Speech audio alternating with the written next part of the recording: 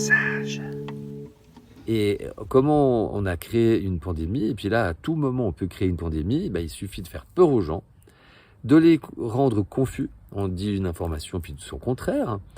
On divise les pros-ceci contre les anti-cela. Le choc, en fait, les gens, quand ils sont choqués, ils réfléchissent plus. Et puis l'émotionnel, on agit sur l'émotionnel. Et là, on a eu le quintet gagnant.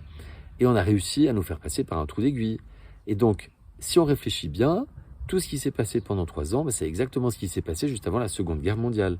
On a, à différents échelons, des gens qui ont été obéissants, qui obéissaient chacun à leur hiérarchie. La caissière du supermarché vous exigeait de mettre le masque, ainsi même que le vigile, parce que le patron du supermarché leur a donné des consignes, parce qu'il avait peur pour ses fesses, parce que la police venait de temps en temps lui faire peur, le menacer de fermeture administrative, etc., etc. Et donc chacun, en fait, a peur pour son petit précaré et arrive à faire passer des obligations, des mesures complètement inacceptables en temps normal.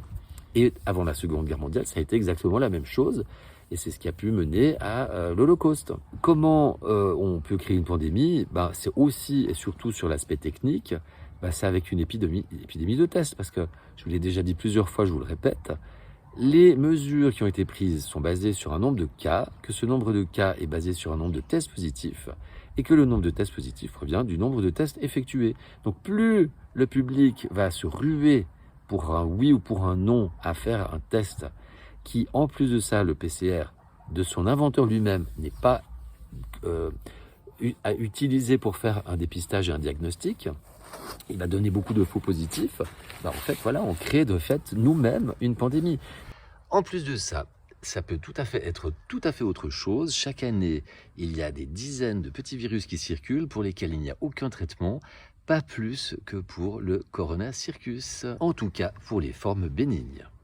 Donc là, ils sont en train d'essayer de revenir avec le Corona Circus et avec des variants, des machins. Et quand vous regardez tous ces variants, en fait, ça vous rend confus. C'est exactement le but, la confusion. Et si vous commencez à avoir mal à la gorge, le rhume et des symptômes XY que vous vous précipitez pour faire un test, n'oubliez pas que vous allez créer de ce fait la pandémie, parce que sur le nombre de tests, il y en a qui vont sortir positifs. Souvenez-vous, vous avez vu autour de vous des gens qui vous disaient je comprends pas, j'ai des symptômes et mon test est négatif, ou alors j'ai pas de symptômes et mon test est positif.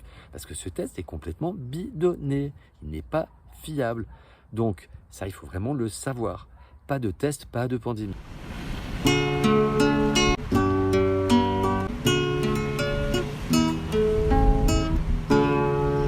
Les petits passages.